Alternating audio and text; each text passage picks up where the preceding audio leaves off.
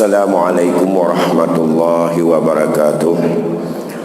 Alhamdulillahi rabbil alamin. Wabihi nasta'inu ala umuri dunya waddin. Allahumma salli wa sallim ala sayyidina Muhammadin sayyidil anbiya'i wal mursalin wa ala alihi wa ashabihi ajma'in, amma ba'd. Selalu kita persembahkan kehadiran Allah Subhanahu wa taala. Selawat dan salam kehariban junjungan Nabi besar Muhammad sallallahu alaihi wasallam pada keluarga dan sahabat beliau sekalian. Bapak-bapak, tunggu-tunggu, orang-orang tua kami, ibu-ibu sidang hadirin jamaah maghrib yang dimuliakan Allah Subhanahu wa ta'ala. Pada malam ini kembali untuk kita ingatkan kembali berkaitan dengan masalah untuk mampu kita memahami dalam hati kita tentang keadilan Allah, di mana keadilan Allah yang diberikan kepada manusia, kepada kita, bisa saja berbeda dengan apa yang dibayangkan oleh otak kita dan oleh perasaan kita atau oleh nafsu kita, terutama berkaitan dengan masalah pembagian warisan. Itu sangat jauh cara memandang keadilan antara apa yang telah Allah tetapkan dengan apa yang ada dalam benak kita yang menjadi dan terakumulasi dalam hukum adat. Allah melihat keadilan di dalam pembagian warisan itu adalah kepada fungsi dan tanggung jawab daripada ahli waris yang ditinggalkan. Sedangkan kita lebih dominan melihat keadilan terhadap sesuatu yang merupakan milik daripada orang yang telah meninggal dunia. Selalu tergambar dalam hati yang adil adalah kepada orang yang selama hidup dan memperoleh harta itu, siapa yang paling besar peran dan paling banyak membantu untuk orang yang telah meninggal tersebut. Sedangkan orang-orang jahiliyah dulu lain lagi dia untuk melihat keadilan. Dia melihat kepada fungsi dalam memperkuat diri daripada kelompok orang yang meninggal tersebut. Saat andai kata dia sudah meninggal, siapa yang paling besar fungsinya saat itu untuk menopang dan membantu memperkuat daripada komunitas orang yang meninggal tersebut. Sehingga anak kecil itu tak berperan saat itu. Tidak dilihat bahwa masa depan anak itu akan besar, akan tua, dan juga akan dia harus mengemban tanggung jawab di saat dengan taklif. Oleh karena demikian, mari kita lihat di dalam ketetapan Allah, hanya yang telah Allah tetapkan bagi perempuan itu hanya 8 kelompok saja. Yang ini kadar telah Allah berikan. Ini menunjukkan yang 8 kelompok tersebut mereka tidak bisa lari daripada perasaan hati untuk tanggung jawabnya kepada orang yang meninggal tersebut dan kepada orang yang ditinggalkan oleh orang yang meninggal tersebut, yang harus untuk dilakukan perhatian, pengasuhan dan juga pendidikan, bahkan juga untuk finansial. Ada 12, 4 laki-laki, 8 perempuan. 12 orang ini amanah dari Allah yang kepada mereka telah diberikan ketetapan kadar yang sudah ditetapkan. Kita manusia jangan mudah untuk menggugat itu. Sebelum kita tahu persis hikmah mengapa Allah tetapkan kadar seperti itu. Dan selanjutnya lebih-lebih lagi suudzon kepada Allah, seolah-olah ketetapan Allah diskriminatif. Ini adalah kelancangan manusia yang cepat-cepat terpancing bagi mereka dan orang-orang yang pernah untuk tidak pernah ikhlas dan tidak pernah untuk melihat Islam secara profesional, tapi hanya seperti orang melihat gajah. Kalau orang buta lihat gajah, maka kalau dipegang kakinya, gajah itu adalah bulat. Kalau yang pegang daripada telinganya, maka dia bilang gajah itu kayak atau luas besar. Rupanya orang buta karena kebetulan gajahnya yang dipegang pada kuping. Ada orang yang melihat gajah itu bagi orang buta, pas yang dipegangnya belalainya. Wah, gajah itu panjang sekali katanya, kayak buah wi ya, atau macam-macam. Karena itu orang buta lihat gajah, nggak bisa melihat gajah secara utuh karena matanya nggak nampak. Kalau mau melihat keadilan Islam, rahmat Islam, lihatlah dengan substansi secara utuh, jangan bagian demi bagian. Dan ini yang paling penting. Sekarang dalam konteks kita ingin melihat Islam itu, apa keadilan Allah terhadap perempuan. Ada 8 kelompok dan Allah telah mengkadarkan hak mereka.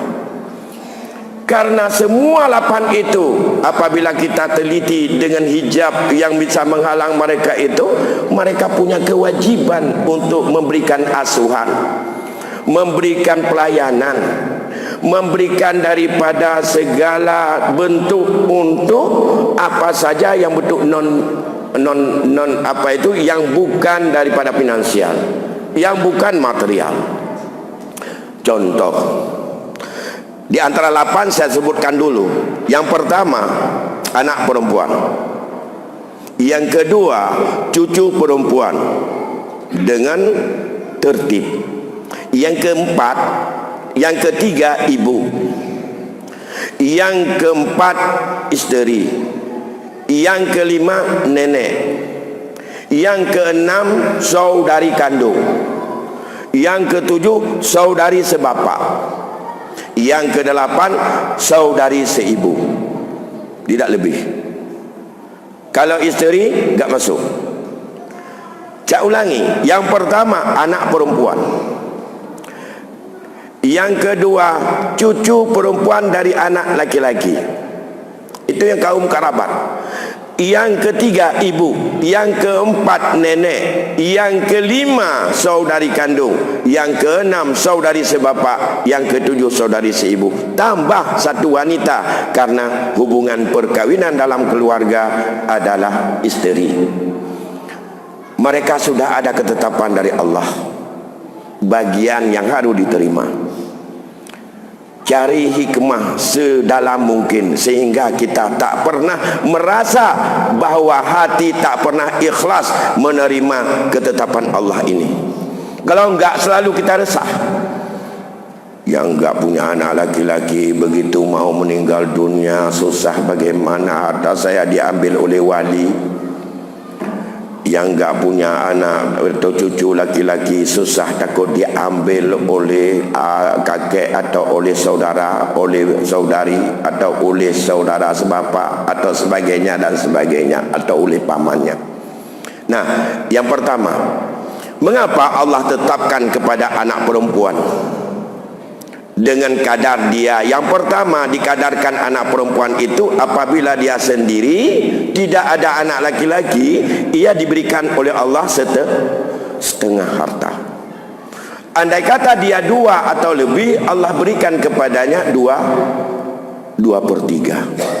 Kalau ada bersama anak laki-laki, maka ia bisa menghabiskan seluruh harta dengan diambil komposisi 2:1 antara anak laki-laki dengan anak perempuan. Mengapa kalau enggak ada anak laki-laki? Sisanya setelah diambil setengah, milik siapa?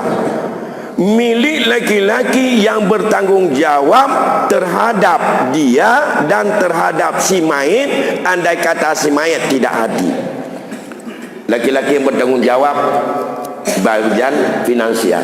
Sedangkan si anak perempuan adalah orang yang dibebankan tanggungjawab untuk mengurusnya, untuk menjaganya, untuk mengobatinya, untuk merawatnya. Siapa yang berkewajiban? Anak perempuan. Kalau demikian, dia tidak bisa untuk memandang kondisi andai kata ayahnya masih hidup atau mamanya masih hidup.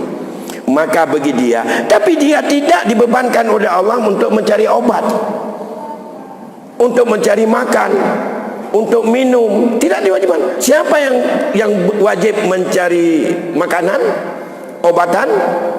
Andai kata ada anak laki-laki. Kalau anak laki-laki tidak ada, maka yang bertanggung jawab itu adalah cucunya, yaitu cucu laki-laki dari anak laki-laki. Ke sana yang Allah bebankan. Oh, enggak ada cucu, otomatis ayahnya. Ya. Oh, enggak ada ayah, kakeknya. Enggak ada, abangnya. Kalau dia orang yang belajar agama dan ia tahu hukum, maka andai kata si mayat ini masih hidup sampai tua, bangka, belum tentu waktu tua sehat, tapi sakit-sakitan, gak ada yang memberi nafkah lagi, maka yang tanggung jawab nafkah adalah urutan daripada tadi itu. Anaknya kapan mau untuk ngurus ayahnya? Kan dia masih kecil, ya. Apakah seorang anak kecil itu tidak akan juga punya tanggung jawab andai kata besar? Ayahnya mana sanggup lagi cari makan, anaknya sekarang udah gede, dia udah tua. Kecil dulu dia yang bertanggung jawab untuk mencari makan. Waktu kecil semati ini. Karena yang laki-laki ini adalah tanggung jawab cari makan, untuk obat, untuk tempat tinggal, untuk beli pakaiannya, untuk segala macam yang dibutuhkan dengan biaya, itu laki-laki. Si perempuan yang wajib mengasuhnya, menjaganya, memberi minumnya, memberi obatnya, untuk memandikannya, untuk membuat dia supaya dia salat. Ya putu semayang, tak ingat nyukat tuat dia semayang, bergeser ganyan supaya ngam hadap kiblat. Nyono semayang ya, anina, menyahana anina tahu, cucu ina bana agak, kendan kebebankan dia Allah.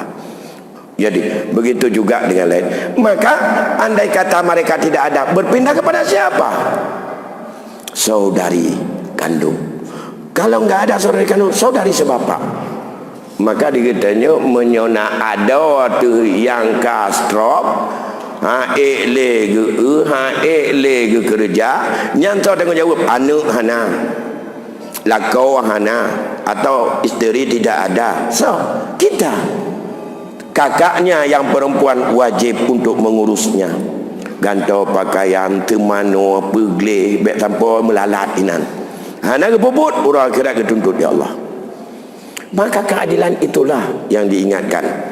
Inilah yang diingatkan oleh Allah di dalam surah An-Nisa ayat 11. Aba'ukum wa abna'ukum la tadruna ayyuhum aqrabu lakum bapakmu, anak-anakmu, mereka tidak tahu siapa di antara mereka yang paling bermanfaat untuk harta ini kepadanya sebagai keadilan Allah. Beda dalam konteks hukum kita orang adat. Tanyakan yang waktu mati itu, ya Allah kibancaranya. Kalau saya tidak punya anak laki-laki, habis nanti dipikir dah ambil oleh wali. Gimana caranya supaya harta ini bisa habis diambil oleh anak saya perempuan setelah kita mati? Yakin kita anak kita itu mandiri dengan harta yang kita tinggalkan? Yakin bahwa dia sehat terus? Yakin kita dia enggak sakit-sakit? Yakin dia tidak butuh kepada obat? Yakin tidak ada butuh kepada orang lain yang harus terlibat untuk memberikan nafkah kepadanya? Orang lain yang butuh untuk diasuhnya? Yakin? Kita sudah berangkat. Manusia baru. Anak perempuan kita itu setelah kita tinggalkan dengan harta semuanya milik dia, apakah dia bisa untuk hidup tenang? Anak itu akan bahagia? Belum tentu. Habis kita meninggal, terus dia kena stroke, suaminya diceraikan, tinggal di situ. Siapa yang harus bertanggung jawab? Tentu saja abangnya.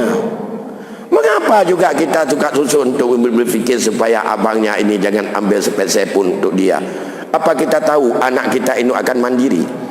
Dan inilah yang tidak pernah kita berfikir. Dan kita pernah untuk kita lihat hikmahnya kepada siapa beban. Maka banyak hari ini seolah-olah beban utamanya nafkah segala macam hanya kepada menyamati lako inau, menyamati urinau lako. Karena tidak melihat daripada alur fiqh tentang hukum keluarga. Siapa bertanggung jawab? Karena mengapa? Sekarang karena lebih aktif orang yang mendukung daripada orang tugas utama. Dalam keluarga sebagai pendukung untuk cari nafkah isteri, sebagai tugas utama cari nafkah suami. Tapi sekarang kadang-kadang lebih kencang isteri cari nafkah, suaminya yang sudah kewajiban untuk cari nafkah santai-santai saja. Pada isteri sebagai pendukung, bukan dia itu sebagai utama. Pemeran utama cari makan adalah suami. Tapi sedangkan istri dia hanya mendukung suami. Sekarang kadang-kadang berbalik keluarga. Suami yang banyak santai, istri yang mati-matian cari nafkah. Tapi istri juga dia lebih suka cari nafkah daripada melaksanakan tugas utamanya, mengasuh anak, mendidik anak. Makanya di saat perempuan hari ini lebih nafsu untuk membantu suami menghimpunkan finansial yang banyak, banyak keluarga hari ini gagal mendidik anak dalam rumah tangga. Kegagalan mendidik di rumah tangga itu tidak terpundak kepada kegagalan suami saja. Karena tugas mendidik usia 0 sampai tamyiz itu adalah mendidik itu ibu di rumah. Hari ini anak tidak sukses mendidik dari awal, itu adalah karena istri lebih banyak berperan bantu suami dalam bidang nafkah, lupa kepada tugas pokoknya mengasuh dan membimbing anak. Karena mengapa? Karena kita ukur hari ini dengan materi segala-galanya, akhirnya lalai. Karena menyangkut dengan pendidikan, pembinaan, pengasuhan, gak bisa diukur secara matematik. Begitu juga dalam dunia pendidikan hari ini. Kalau mau diukur dengan uang yang sekian, apa target orang akan berubah akhlaknya atau enggak? Enggak bisa diukur. Kalau buat jalan bisa diukur. 1 meter sekian, ketebalan sekian, dengan segala sekian, anggaran sekian. Kemudian diukurlah oleh pengawas. Ini sampai sini udah batasnya, berarti sudah 50%, tinggal 50% lagi. Bagaimana mengukur mendidik orang? Makanya susah kali mendidik orang. Di saat yang demikian hari ini, di saat dunia secara matematik diminta pertanggungjawaban dan punya target, maka juga lembaga pendidikan gagal untuk membentuk akhlak. Karena nggak bisa diukur membentuk akhlak. Yang bisa diukur kursinya berapa biji, kemudian targetnya berapa, diukur lagi itu materinya sekian, maka tanda dia sudah bisa hafal, kalau di ujian bisa jawab. Akhlaknya terserah. Karena itu tidak bisa diukur. Lantas tidak bisa dipertanggungjawabkan dengan anggaran. Bagaimana mengusulnya? Nah, ini problem di dunia pendidikan kita hari ini. Bapak Ibu yang berbahagia, itu istri anak. Saya ingin sampaikan malam ini kalau sempat semuanya, yaitu siapa perempuan yang telah Allah beri kadar. Dan itu harus rida. Kalau belum puas hati dengan ketetapan Allah itu, mari kita cari hikmah terus, sehingga kita nanti puas. Ketetapan Allah sangat adil, betruknya badai itu. Menyogalom tu ketetapan Allah yang sudah diberikan kadar itu sangat adil, sangat-sangat ideal, sangat-sangat damai dan sangat-sangat wajar. Kalau itu belum sampai ke hati, sampai kapanpun kita tak pernah dengan rasa puas menerima ketetapan Allah ini. Sehingga selalu merasa kecewa, merasa terpaksa.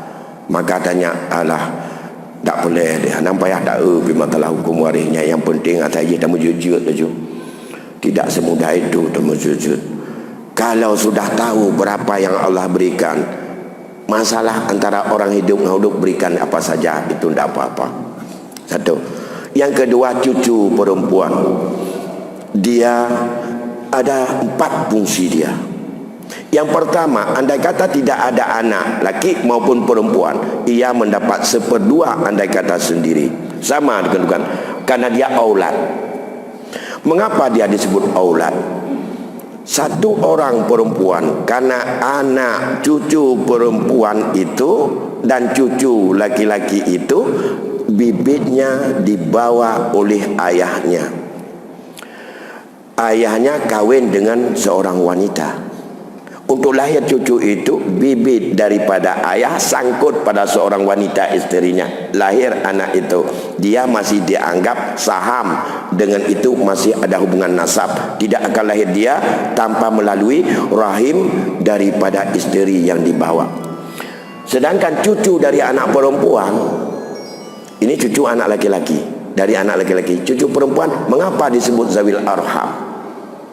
Seorang anak perempuan, ia akan mengandung bibit dan punya saham dengan siapa? Dengan laki-laki lain yang kawin dengan dia. Laki-laki lain kawin dengan anak kita yang perempuan. Lantas yang berjasa rahim anak perempuan kita dengan siapa? Dengan laki-laki itu. Maka dia juga cucu daripada anak laki-laki itu adalah merupakan anak itu adil kepada laki-laki, tapi bukan kepada anak kita, tetapi kepada laki-laki yang lain. Maka cucu itu sama dengan cucu melalui anak laki-laki kita. Dilihat dalam komunitas, maka dia sebut itu zawil arham. Sedangkan anaknya punya jasad dengan jasad daripada ayah dan ibunya, lahir dia, dan itu adalah merupakan daripada nasab yang ada daripada ayah dan ibunya. Begitu juga dengan cucu. Maka mengapa tidak kepada cucu perempuan? Mengapa lahir kepada cucu laki-laki? Baik yang perempuan maupun yang laki-laki. Itulah sebabnya. Karena cucu perempuan dari anak laki-laki kita adalah merupakan bibit yang turun daripada anak laki-laki kita. Lewat kemudian sangkut dengan rahim seorang wanita lain yang untuk dia kawini. Maka wanita itu yang dikawini itu, andai kata hubungannya dengan anak ini, dia adalah mamanya. Dan itu tetap ada hubungan karena ada kelewatan daripada bibit dan benih melalui dia. Bapak Ibu yang berbahagia, ini 2. Yang ketiga, ibu. Ibu adalah orang yang mesti mendapat kasih sayang yang sangat besar dari kecil. Sejak dia lahir, sejak dia mengandung, anak ini di bawah asuhan dia. Walaupun dia enggak bisa mengeluarkan duit, tapi dia yang bertanggung jawab untuk membesarkannya. Maka ibu tetap tidak ada yang penghalang mendapat 2 porsi. Kalau tidak ada anaknya, ibu dapat 1/3. Kalau ada anak atau cucu yang meninggal anaknya ini, maka ibu dapat 1/6. Hanya 2. Itu ketetapan Allah. Kalau ibu tidak ada, maka siapa yang berjasa untuk membuat ibunya itu adalah menjadi ibu yang kasih sayang pada dia, maka kasih sayang beralih kepada nenek. Maka nenek mendapat penghargaan dari Allah itu 1/6. Karena dia dulu di saat ibunya sakit, karena melahirkan, yang membantu ibunya melahirkan siapa? Yang menjaganya siapa?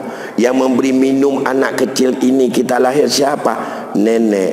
Mengapa nenek? Karena ibunya sakit, karena barusan melahirkan. Yang satu dia siapa? Nenek. Maka nenek itu adalah secara tertib, bila tidak ada ibu, maka nenek punya hak 1/6. Allah tetapkan. Mengapa? Sekarang tidak ada jasa nenek, udah tua. Bahkan beban kepada yang meninggal itu untuk membiayainya. Tapi dia besar hari ini, punya duit dan tirka ditinggalkan. Itu karena jasa asuhan dari nenek dulu. Maka nenek telah diberikan hak oleh Allah. Ini yang keempat. Yang kelima, saudari kandung. Saudari kandung kapan posisinya? Andai kata tidak ada anak laki-laki, tidak ada anak perempuan, tidak ada ayah dan tidak ada kakek, maka saudari kandung adalah sangat berjasa. Tapi karena mengapa? Karena ada laki-laki dia yang berperan saudari kandung, maka belum untuk tampil dalam kewajiban. Selama ada orang yang menghijabkannya, saudari kandung belum mendapat titah dari Allah untuk berkewajiban mengasuhnya. Tapi di saat orang-orang yang menghijabnya ini semua ada, sehingga sampailah kepada dia untuk mendapat pusaka, maka dia saat itu fungsinya adalah sebagai orang yang punya kewajiban mengasuh daripada si mayit ini. Kapan dia asuh? Kalau dia kecil dulu, tidak ada mamaknya, belum ada anaknya, tidak ada neneknya, kakaknya yang ngasuhnya itu. Tapi kalau dia sudah besar, hari ini sakit, sudah tua, nggak bisa bergerak, dia pula yang juga harus ambil alih untuk mengasuhnya, memberi obat, bukan memberi makan saja. Paling penting, bahkan di situ adalah pintu syurga Allah yang paling besar. Saat dia sudah tidak tanggung apa-apa, untuk mendapatkan perhatian, memberikan bimbingan, memberikan semangat untuk memandikan, membersihkannya. Ini adalah tugas dari tangan-tangan lembut daripada kaum wanita ini yang disebutkan. Baru selanjutnya, maka saudari kandung mendapat porsi 4 di dalam ketetapan Allah. Yang pertama, ia dapat 1/2. Kapan dia dapat 1/2 harta daripada orang mati? Bila yang pertama si mati tidak ada ayah, tidak ada kakek, tidak ada anak laki-laki, tidak ada anak perempuan, tidak ada cucu laki-laki, tidak ada cucu perempuan dari anak laki-laki. Maka dia sendiri, tidak ada saudara kandung yang laki, dia mendapat porsi 1/2. Kalau dia 2 atau lebih, dia mendapatkan 2/3. Kalau ada anak perempuan daripada si mayit, tidak ada anak laki-laki, enggak ada ayah, enggak ada kakek, enggak ada cucu laki-laki, maka sisa setelah diambil oleh anak, apa 1/2 atau 2/3, sisanya milik saudari kandung itu. Kalau tidak ada yang laki-laki, maka itulah hubungan mereka yang paling dekat antara saudari kandung, apa kakak atau adik. Yang selanjutnya, maka dia, andai kata ada saudara kandungnya, maka saudari kandung mendapat untuk menghabiskan, yaitu asabah bighairi, bersama dengan saudaranya yang laki-laki. Sudah 5. Jadi fungsi saudari kandung ada 4 kedudukan. Bisa 1/2, bisa 2/3, bisa asabah ma'a ghairi, atau asabah bighairi. 4 dia bisa ambil. Tapi syaratnya tidak ada anak, tidak ada cucu, tidak ada ayah, tidak ada kakek, dan terus ke atas. Baru pada dia. Kalau paman itu jauh lagi. Nah, ini yang mendapat bagian. Kalau yang laki-laki nanti itu adalah urutannya tersendiri, yaitu disebut dengan orang ngambil sisa setelah diambil ini oleh kelompok yang 8 macam ini. Sekarang yang ke-7, yang ke-6 siapa? Saudari sebapa, sama saudari kandung. Dia bila tidak ada saudari kandung, saudara kandung berpindah saudari sebapa dan saudara sebapa. Ayat 176. Kemudian saudara dan saudari seibu sama. Selama si mayat tidak ada ayah, kakek, atau enggak ada anak baik perempuan maupun laki-laki, dan terus ke bawah dengan cucunya, saudara seibu dapat. Kalau bukan 1/2, dia dapat 1/6. Bila sendiri 1/6, bila 2 atau lebih dapat 1/3. Baru selanjutnya suami isteri sangat akrab dalam rangka merajuk hati untuk tanggung jawab setelah. Maka Allah tidak pernah ada orang yang bisa untuk menghambat mereka. Mati isteri, suami dapat. Kalau tidak ada anak, ia dapat 1/2. Ada anak, dapat 1/4. Kalau dia meninggal dunia oleh isterinya, itu suami yang tinggal. Meninggal suaminya, isteri tetap dapat. Kalau ada anak, dapat 1/8. Tidak ada anak, dapat 1/4. Tidak lebih dari itu. 8 orang. Itulah orang yang mendapat bagian. Lain dari itu tidak ada. Yang 8 bagian dan 8 orang perempuan tambah ayah dan kakek dalam posisi bila ada anak untuk ngambil asabah. Kalau tidak ada ambil 1/6 kakek, kalau enggak ada ayah ganti ayah 1/6. Selebih dari itu tidak ada dalam ketetapan Allah yang diberikan hak yang dikadarkan. Yang dikadar 12 inilah yang hari ini paling berat di dalam hati kita untuk menerima, paling banyak untuk tidak mau menerima. Bahkan lebih banyak kita milih, ayolah duduklah, kami sudah selesai. Bahkan tidak pernah kita percaya kepada ahli waris. Sebelum mati kita sudah melakukannya. Padahal dalam adab sebagai kita saat-saat mau mati adalah banyak hal yang dituntut kepada kita. Di antaranya yang penting, wasiatlah kepada yang bukan ahli waris. Bukan kepada ahli waris. Kepada ahli waris dilarang oleh Rasul. La wasiat ahli warisin. Tidak boleh dan tak perlu kamu wasiat kepada ahli waris. Karena untuk ahli waris sudah aku wasiatkan. Apa? Yusikumullah, aku diwasiatkan kepada kalian. Wasiat Allah. Kalau Allah sudah wasiatkan kepada ahli waris, tak usah kalian wasiat lagi. Tapi ada yang lebih kurang kedekatan, kesayangan dan kasih sayang kita dengan orang-orang yang hidup. Dia banyak pengabdiannya, banyak kebaikannya yang diberikan. Bahkan kita tak sanggup untuk memberikan imbalan pada kasih sayang orang, kerabat daripada keluarga kita. Ya, untuk dia hak kita masa hidup beri dalam bentuk, tapi tidak sekarang kita berikan. Kalau mati aku nanti dia harus dapat 1/3. Maka itulah yang disebut dengan wasiat. Bahkan dituntut kita untuk berwasiat. Kepada mana yang paling penting? Kalau hari ini hati kita paling penting merasakan kepada anak angkat atau kepada cucu dari anak perempuan, maka itu bagaimana cara menyayangi?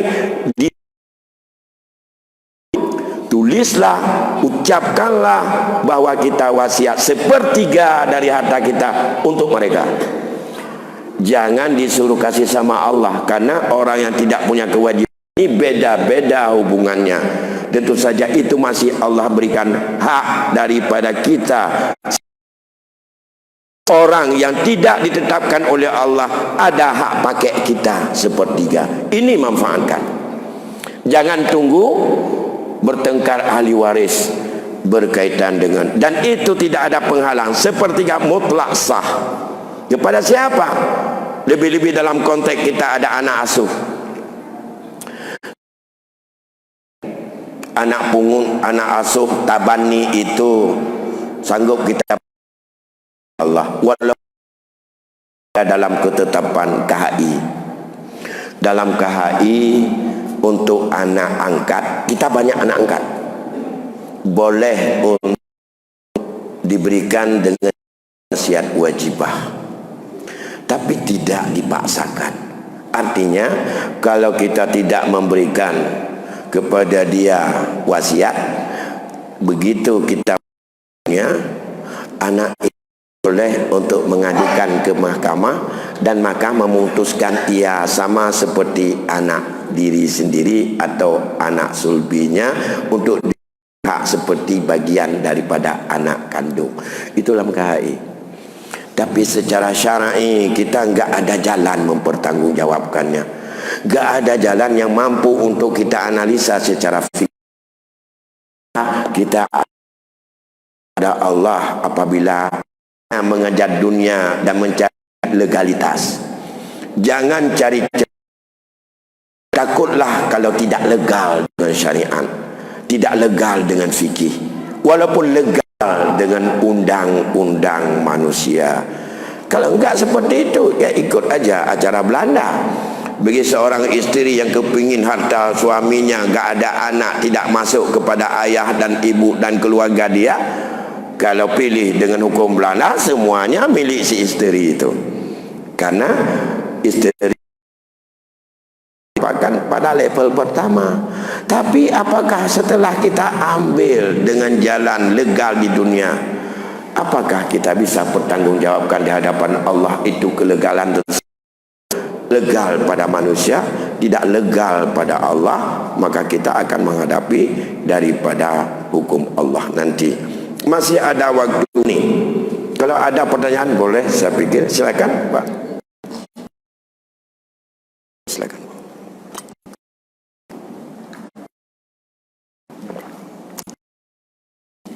Satu aja ya. Assalamualaikum warahmatullahi wabarakatuh. Ini ada 5 orang anak, yang 1 lagi, yang 4 perempuan. Orang tuanya sudah meninggal lama, sudah sekitar 15 tahun. Harta waris meninggalkan sebuah harta warisan. Harta warisan ini dikuasai oleh seorang anak yang laki-laki. Di dalamnya itu dibuat rumah sewa, kedai 5 pintu. Sementara anak yang perempuan ini tak dibagi-bagi sampai sekarang. Iya. Bagaimana harta itu dengan penghasilan itu apakah itu haram? Betul.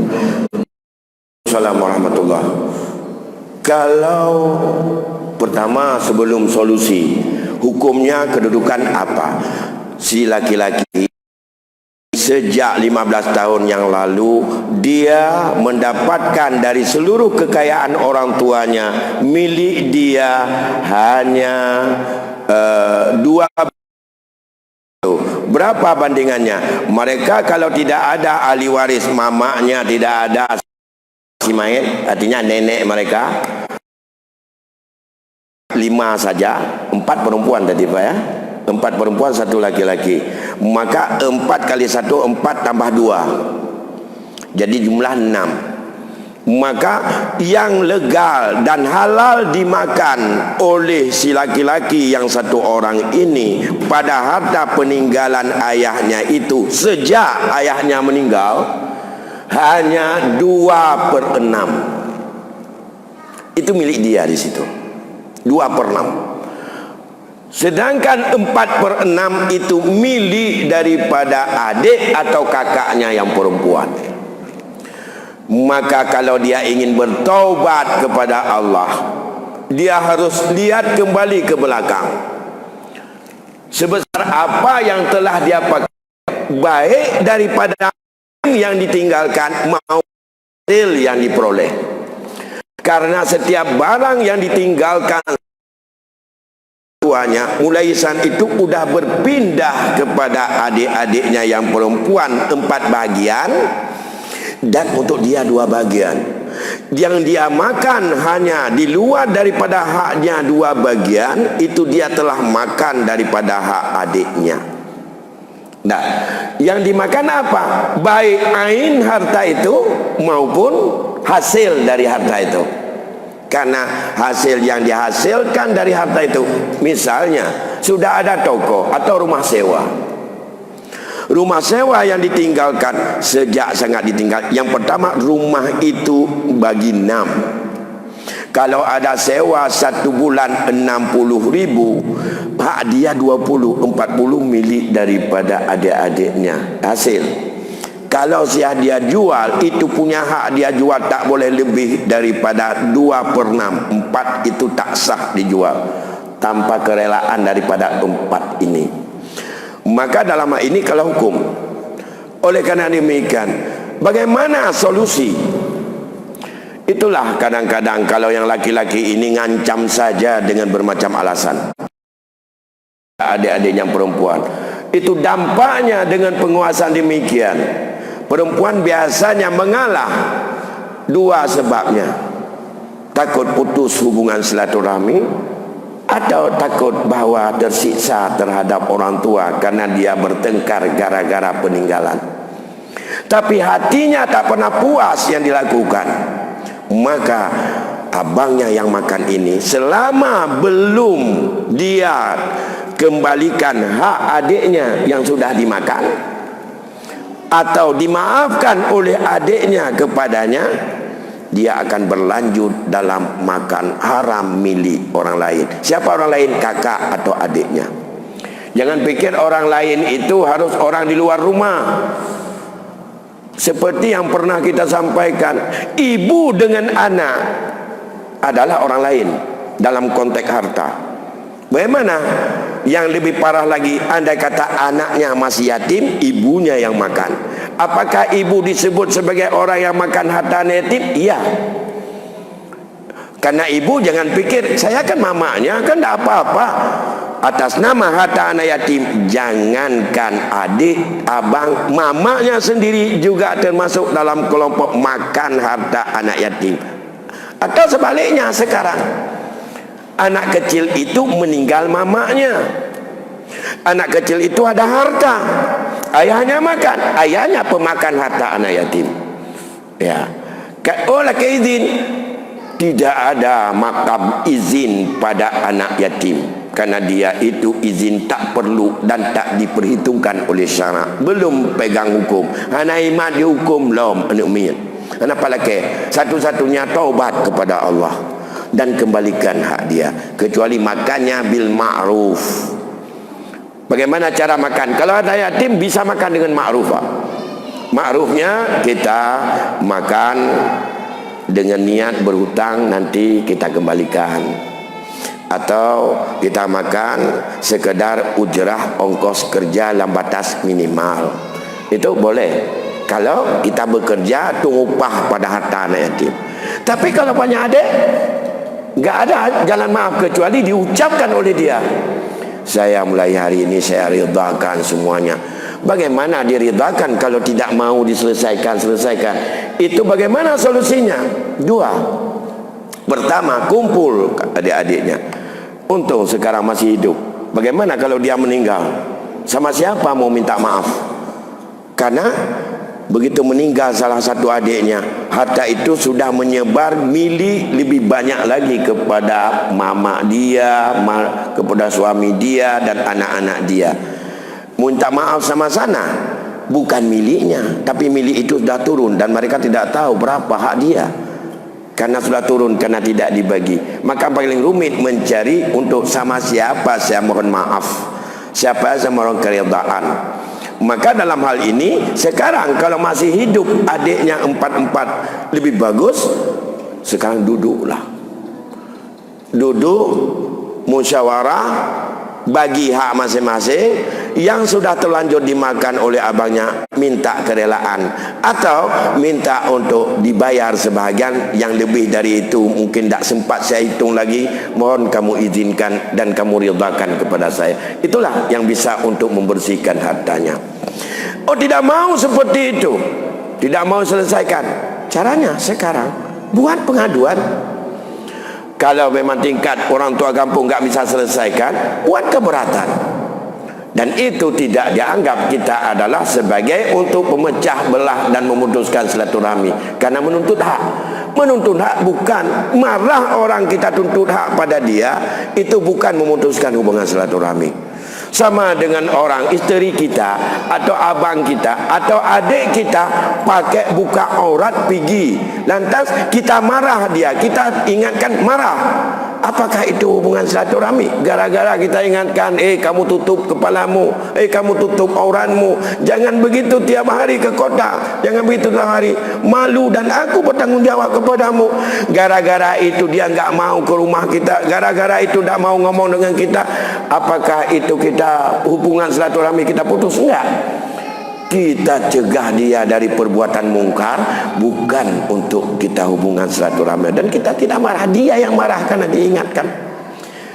Jadi itu dua. Silakan minta hukum mahkamah syariah, ajukan supaya diberikan. Kalau ke sana ada hukum yang mengikat, dia tidak mau, maka bisa dipaksakan dengan eksekusi. Setelah ada keputusan dan bisa aparat keamanan bisa turun untuk memaksakan dia. Baik, saya pikir ini sudah lewat. Saya pikir sudah lewat 2 menit dari waktu Isya. Demikian yang dapat kami sampaikan malam ini. Malam lain kita sambung kembali. Lebih kurang saya mohon maaf. Anallahu wa iyyakum ajma'in. Wassalamualaikum warahmatullahi wabarakatuh.